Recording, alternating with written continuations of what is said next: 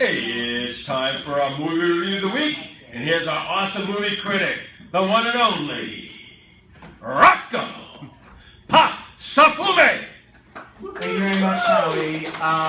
The latest movie I have this week is 10 Cloverfield Lane. It is directed by Dan Trachtenberg. This is his film debut, and it's the companion film to the 2008 J.J. Abrams film Cloverfield.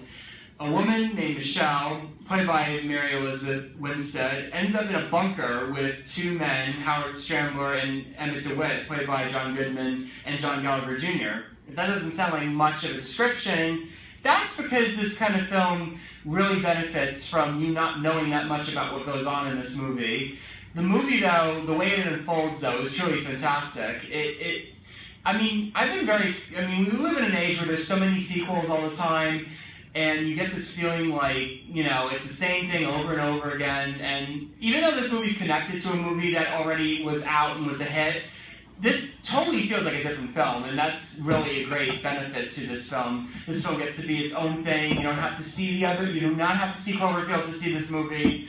You can watch it as its own thing, and it's a really interesting movie because the way it unfolds, it's a thriller, so there's a kind of tension that builds up, and it's quite disturbing how this movie unfolds. The science fiction elements aside, you really feel, and it's an interesting, dynamic between these three characters, which is mostly what you see in this movie is only three characters.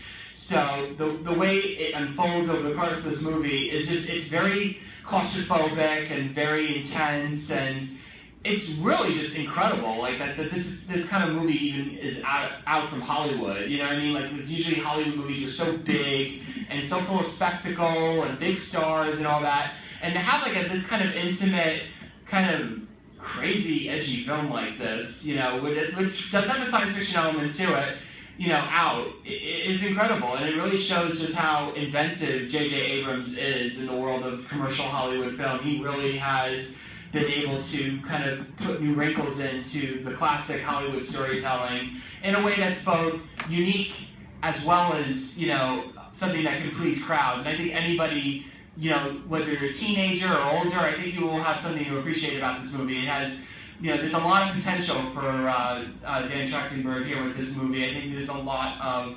it's just this great filmmaking at work in a way that everybody will be able to enjoy.